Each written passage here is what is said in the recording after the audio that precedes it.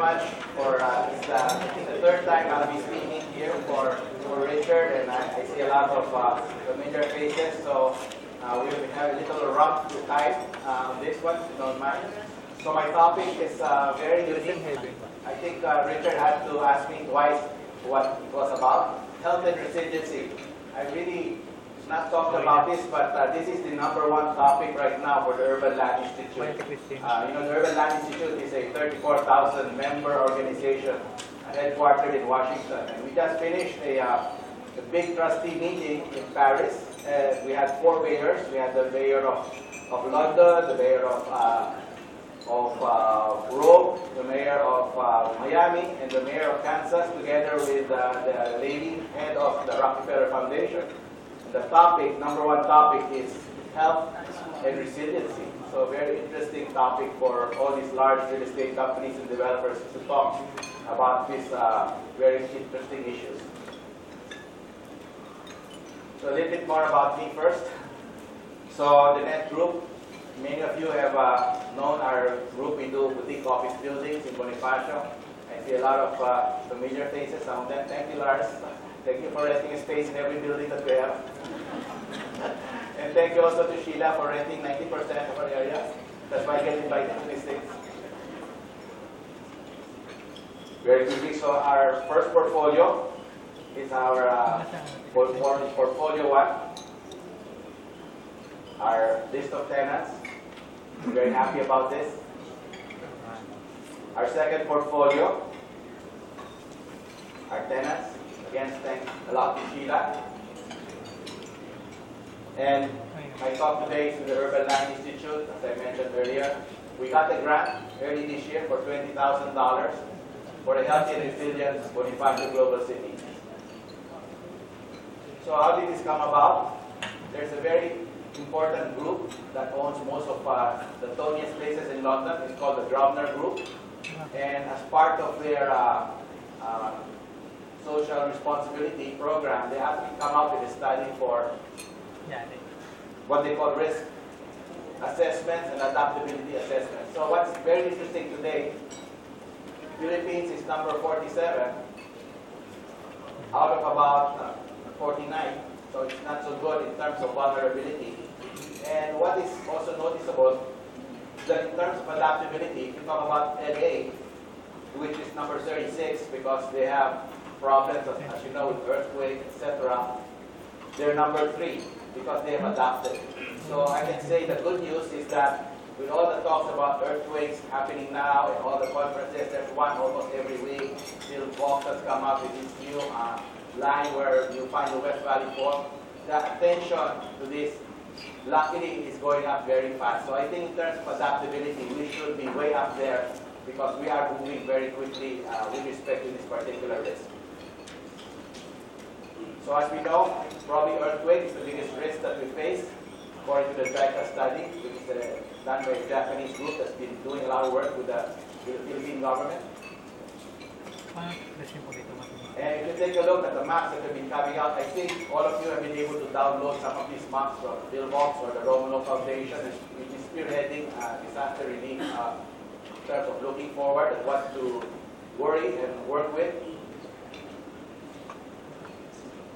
And this is the product. If you take a look at what's happening in the Philippines, we had a very bad storm, which is Haiyan. Haiyan was in Region 8, so it totally devastated Tacloban, most of the region. But hardly any effect on the Philippine GDP, simply because only 2.1% of the GDP is in Region 8. What happens if you look at the National Capital Region? And you talk about an area that has 53% for GDP. What happens if you have a major earthquake, which is very serious? So that's the scenario, about 30,000 dead in a 7.2 situation here. Very worrisome. And of course, in terms of resiliency, people say we should always worry about calamities that you can not foretell, but you know that they have a certain cycle. And the cycle for this is about 400 years. So we are at about year 350. So not so far from the usual cycle, but you can never tell. That's the policy error in terms of time. So what is the red portion? That's the area that's possibly affected by things like liquefaction. It's very worrisome. So what happens when you lose the port area, you lose all your piers, you lose all the bridges that cross the Pasig River, you'll all be isolated, and you'll have a lot of liquefaction also from the Laguna de Valle area.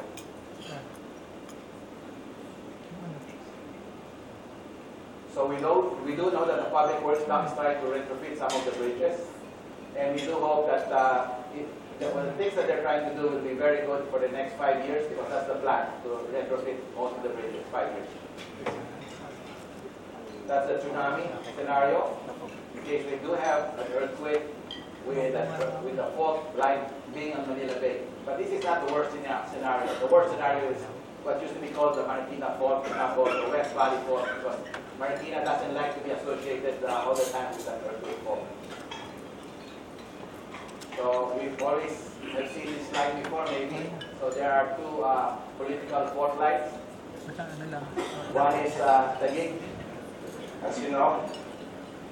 So it's very funny because where is Taguig here and where is Makati? Try to think about it. Taguig is the developed city. Makati is the one below. It's the reverse of what people think. So, and that's the fault line. It's very near.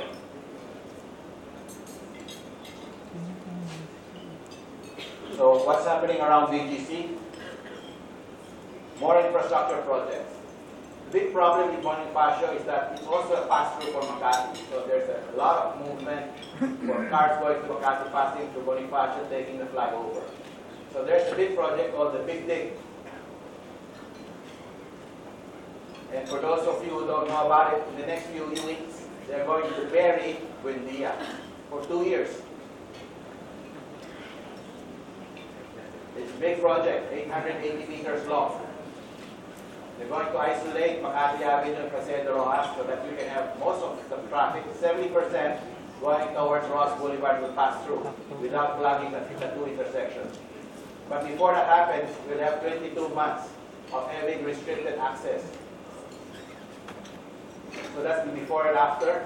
You've got your 2 lanes each way, buried underground, and your 3 lanes on top.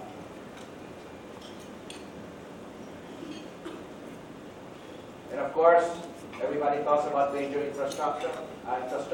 So this is the big project, the Mass Transit System Loop project. It's called the Dream Plan because it's 375 billion pesos. So it's going to be very hard to see that in my lifetime, I think. It's very complete, and this is the area that goes underneath McKinley Road. It is a twin rail tube system. It goes underneath Bonifacio's 26th Street, goes underneath Manila Gulf. The people in Manila Gulf said we will only allow it if the greens don't shake when the train passes because we might miss the path. The people in McKinley Road are very worried that they'll have a problem, so they actually reverse the train from this way to this way because it has to snake around McKinley Road. So it's quite a difficult project. It has to go maybe about 7 stories down because it has to go underneath lagoons in Manila Gulf, and then it has to surface at some point in time. So that's the link. I think we had talks earlier about how it's going to link the different areas of Metro Manila all the way to the south and to the north. And this is something closer to home. I showed before the new bridge that they're planning to cross the Pasig River. This has been a plan for a long time. You'll connect 8th Avenue of Bonifacio all the way up to Shaw Boulevard. So this was the Santa Monica Bridge, designed by the Public Works. The bad news is it was disapproved by all the people in the Santa Monica side. They said, we're a nice, peaceful area. Why are you going to bring 40,000 cars through us? We like life as it is. We don't want to have a problem of all the cars passing us simply because they want to go from Quezon City towards Fort Bonifacio. So the Asian Development Bank got involved, and they said, we have a solution. So it's a very interesting solution. This is a way to get to Bonifacio from Shaw Boulevard in 6 minutes. 6 minutes, any time of day. And the solution is, it is a bridge and a driveway, but no cars. It's this. For those who like to bike, I see a lot of people here who like to bike and hike. So, you see, it's a bus rapid transit system at the top, 40,000 people an hour without the traffic, and below is for bikers and pedestrians. So, two-level bridge. So Faraday, you're looking at this very closely. I hope we can get your support. One of the things they want to do with this bridge is actually have the ADB funded and the road tax to pay the interest. So we're very happy about this because we saw what happened to Rockwell. The bridge gets built, and before you know it, it's already full of capacity. But if you don't have cars going there, then you have a sustainable mode of transport. So this is our examples of that. In Spain, where you have the bus rapid transit and you have the pedestrian and cycleways. So what's the other form of getting to Bonifacio? Well, it's really a problem to get to Bonifacio, as you know, because of the limited road space.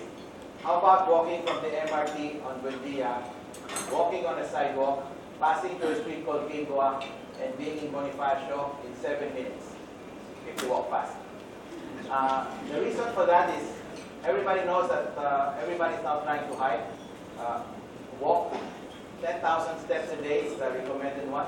This is only going to be something like 2,000 steps, not even 20% of your total requirement for the day. So this is a short walk for Bonifacio. We just have to improve the station so you can get out of the station without getting run over by the bus. Get down to EDSA, widen the sidewalk, talk to Public Works and MMDA. MMDA runs the sidewalk, Public Works runs the road, so you have to talk to both. Pass through Gingua, get Forbesville Green, that will have a little bit of a pedestrian bridge on top, which can overlook some of the embassies and houses, so that's another challenge. But if you have that, you can have about 4,000 to 5,000 people walking. It's a big change.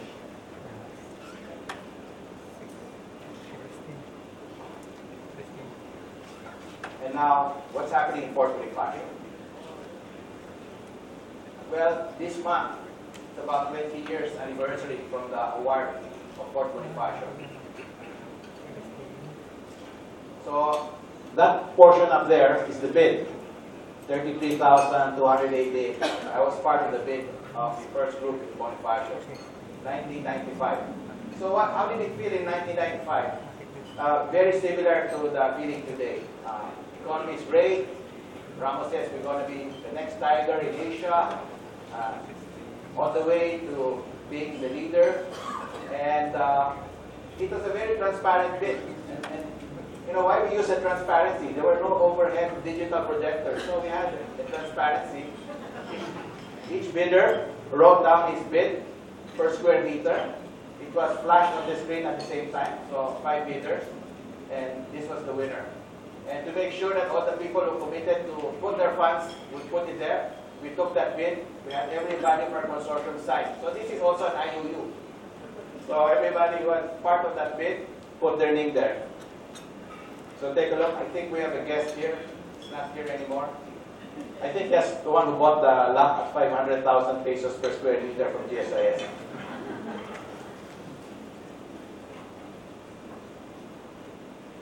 So what happened in 1997? Far Eastern Economic Review, front cover, Port Bonifacio, ground zero for the Asian financial crisis. So what happened from being on top of the hill to riding out the Asian financial crisis, which everybody thought at that time in Manila. We had a very famous economist who talked to us. When the exchange rate started to deteriorate, when it came out to about September, he says, no problem. By December, our exchange rate will be okay because all the OFW money will come in. So the exchange rate became worse by 20%. So that was when we felt that this is no ordinary thing. It was here to stay. So a picture of 1995 and what we started with and today. So Port Bonifacio today, 5 million square meters, The fastest growing sector is the yellow side, that's the office side. So I checked with Masaya today. Masaya is the association in Makati. The total area of Makati is 5.3 million. And about 900,000 square meters still to be built. So what does that mean? Port Bonifacio, as of December 2014, has matched Makati in terms of building area. Quite surprising. In 20 years, it took Makati 55 years to get here. And in 20 years, Bonifacio is there, halfway towards its full development. Bonifacio was designed to be the same density and size as the city of Boston.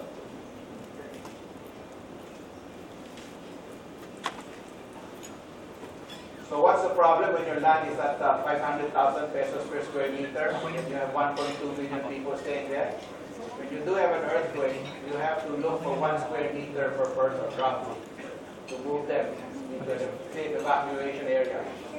So because land is expensive in Bonifacio, we have only 2 areas to go to. The American Battle Monument and the golf course. The golf course from here in won't let us through, but in case the walls collapse during earthquake, we're allowed to go through. So we have 2 gates that are currently available already. They have gates for their equipment, Lingua and McKinley. You see some steel gates, so we can go to them. We're asking permission to come in from the center, over there where the UCC coffee shop is on 26th Street. So that's the wish. It's still in their board for them to decide whether they allow us certain gates and open. So what's important here for, I think we're friends from Meralco, we have a power line that was returned to us, 15 meters wide, about 2 kilometers long, and 1.5 kilometers on this side. So we have a sheet for that. It says from power line to lifeline. Why? How do you put resiliency and health together? It's a very interesting topic. The big question in Europe was, in that discussion, how come the European male lives 5 years longer than his American counterpart? And the American health system spends the most of any country in the world, $2.7 trillion. And the story is because the Europeans have more active lifestyle in terms of walking. And if you walk 6 times a week, 30 minutes a day, a study shows, a Norwegian study shows, you have 5 years longer in terms of your lifespan. Fantastic return. So what the Urban Land Institute has done, it says, if there's anything we can do, if you want to save on the hospitals, your doctor's bills, the medicine, why don't we design the urban fabric? Why don't we design the buildings to encourage people to walk? So that is why there's a big drive of the Urban Land Institute to build healthy places and healthy communities. And part of that is the power line from Meralco. So here's a drawing of our greenways, 1.5 kilometers and can extend. Rizal Park is about 1 kilometer. And the High Line in New York is 2.33 kilometers. So let's talk a little bit about the High Line, because that is the model for which way we're doing this. So the High Line in New York was a train arrangement where they were bringing goods inside New York. It was abandoned. So try to imagine an LRT that's abandoned on top of your property. Everybody below that hated this line. They wanted it demolished. But what has happened right now is very interesting. 2 people from the community decided to go up there, an architect and a community activist, and says, you know what, there's a view from here. Maybe we should do something about this. So since that time, this is the 3rd biggest attraction in New York. Billions of dollars have happened in terms of development around it, and it's the biggest thing. So here's an area that was going to be destroyed, and now the New Yorkers love it. So that's what it looks like today. So what we intend to do for Bonifacio is to link all the linear parts, starting with the power line from Meralco and moving forward to join the other parts. Sort of like a before and after. One side is Manila Golf, the other side are the buildings. So we also do walks, because we want the community to know what's happening. So this is a James Walk. Everything in Bonifacio, because of the expensive land, has to be done on what they call a dual purpose. So you have the trees there. This is a park in Burgos Circle. Underneath that park is a big storm retention tank, 7 floors deep. So in case we do have a bad storm, we keep the water there. 2 main roads that lead to the park are huge culverts. All the water on Bonifacio south side goes there. So that's the retention tank. And a lot of people don't know that underneath most public art pieces are also dual function tanks. So to get the community together, we got all our business partners, the different companies, 15 disaster response teams, and it's a scavenger hunt. Where to go in terms of earthquake. Because when it does happen, if you don't practice, you won't know what to do. So now at least these 15 people know where the exits are, where the hospital is, where the command center is, and what happens if a CNN reporter stops them and asks them for what's happening. No comment, refer them to the media representative. So this is our event. Developers and community. If I invited them to a disaster discussion, nobody will go. But we got all the food establishments in Bonifacio, 15 of the top restaurants to provide food. So we got a very good attendance. So let me talk about the Building Healthy Places initiative. This is a ULI toolkit which we make available to everyone here. We talked before about smart buildings, then it became green buildings. We think this is going to be the latest thing. It's going to be the healthy building. Because people want to live longer. And if you design the building and you help people to do and have an active lifestyle, that's a big improvement. So there are 21 suggestions. I'll show you what we're trying to do. It talks about physical activities, healthy food, drinking water, healthy environment, and social well-being. So this is our project. This is our grouping. We have 3 buildings here. Ascot on one end, Net Lima and Net Park. People like to walk in the city, but they don't like to go around long blocks. Fort Bonifacio designed like Portland. Each block was only 80 meters. But we do have long blocks like this. So by providing a cut through a shortcut, you can get a lot of people to walk. About activating your staircase. This is Coca-Cola staircase. They have 4 floors in the building. You can go in and out of the 4 floors. Instead of taking the elevator, why don't you go to the different floors of your office through your own dedicated staircase? It's tiled, it's got sound, it's got music, and you can take a page from Coca-Cola and take a page also from the Pen Press Group, Mr. Oscar Lopez. 1 year he lost 10% of the senior management of the Lopez Group to heart disease. So he's 80 years old and he says, I want to walk up this Pen Press building. Everybody takes a stair, all senior management. So they do it. And the incidence of heart disease has come down. So here, we're also doing it in Net Park. If you drive to Net Park and you park in the parking levels, that means you probably didn't exercise because you took your car there. So we're asking everybody to walk to the ground floor, to the lobby, from the car parks. We have 8 parking floors. So you walk down on a special stair that we designed and help get up to your 10,000 steps a day. What about biking?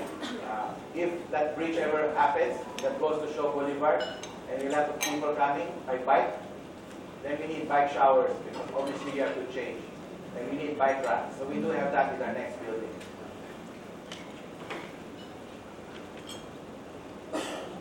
And also have parks for play and recreation. And also there's also an encouragement about green roofs and talking about organic gardens. So that's an organic fair that we have on the top of one of our buildings where people selling items can sell within the Net Group community. It's a very interesting topic now to talk about health, because when you talk about a healthy building and you're talking about a community that on the average will live 5 years longer, that's a very big difference in terms of how people appreciate being in your community and being in your building. Our big problem, smoking. So we still have to work on that. There's a requirement not to smoke in buildings. So it's a challenge because they leave your building and smoke in the next building.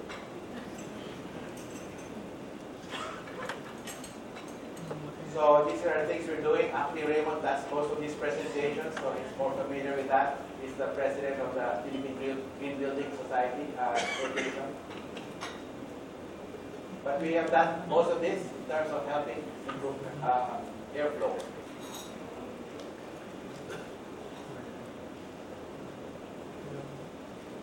And we want people to be active. So we do have sports programs, etc. We do competitions. So this is part of being a community. The net group has two main points that they want from most people. They want them to be happy and healthy. So we will be happy at work and healthy. So we're finding out it resonates. We had 1,600 people attend one of our big anniversaries for getting our tenants together. We never saw so many happy people. Because we paid for everything, of course. So we're happy. We won an award. So I think there are also a lot of awardees here today. But this is the special award we won for best commercial office building, right? Best commercial high-rise, because there are so many categories. Okay. Best commercial high-rise. So we won that for the Philippines, and we're on for the Asian region in the London finals. So thank you very much, and pleasant day. Very good story.